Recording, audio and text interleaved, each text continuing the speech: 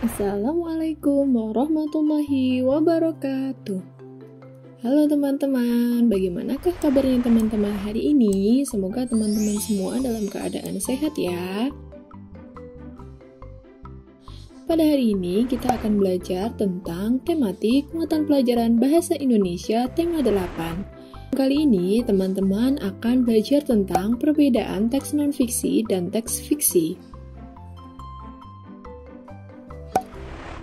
Sebuah teks atau bacaan yang berisi cerita hayalan atau cerita yang tidak nyata berdasarkan imajinasi penulis disebut dengan teks fiksi. Sedangkan teks non-fiksi adalah teks atau bacaan yang berisi cerita berdasarkan fakta dan kenyataan. Dalam sebuah bacaan fiksi terdapat dua unsur, yaitu unsur intrinsik dan unsur ekstrinsik. Unsur intrinsik adalah unsur utama yang terdapat dalam sebuah teks fiksi. Unsur intrinsik terdiri dari tema, alur, latar, tokoh dan penokohan, sudut pandang, dan amanat. Untuk lebih jelasnya, mari kita bahas tentang unsur intrinsik cerita. Yang pertama, tema atau judul cerita adalah pikiran utama yang mendasari sebuah cerita. Yang kedua, alur atau plot adalah urutan peristiwa dalam cerita.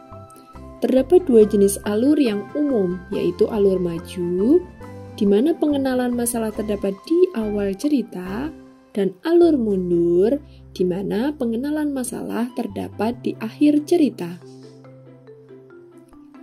Yang ketiga, latar cerita adalah keterangan waktu, tempat, dan suasana dalam cerita. Yang keempat adalah tokoh, adalah orang yang ada di dalam cerita, bisa tokoh utama atau tokoh pendukung.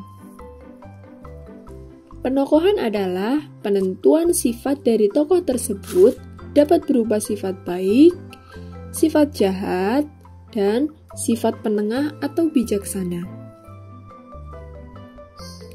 Yang kelima, sudut pandang adalah cara penulis menyampaikan cerita tersebut, bisa cerita milik sendiri atau cerita milik orang lain. Yang terakhir adalah amanat, pesan atau nasihat yang ingin disampaikan oleh penulis dalam cerita. Unsur ekstrinsik cerita adalah unsur yang di luar unsur intrinsik, seperti kepercayaan penulis, budaya tempat tinggal penulis, dan sebagainya. Untuk lebih jelasnya, teman-teman bisa membuka dan membaca buku siswa tema 8, halaman 11 dan 12 tentang bacaan semut dan beruang. Kemudian, teman-teman coba mengerjakan halaman 13 di lembar kerja kumpulan soal evaluasi yang sudah Bunda siapkan. Selamat belajar dan selamat mengerjakan. Terima kasih. Wassalamualaikum warahmatullahi wabarakatuh.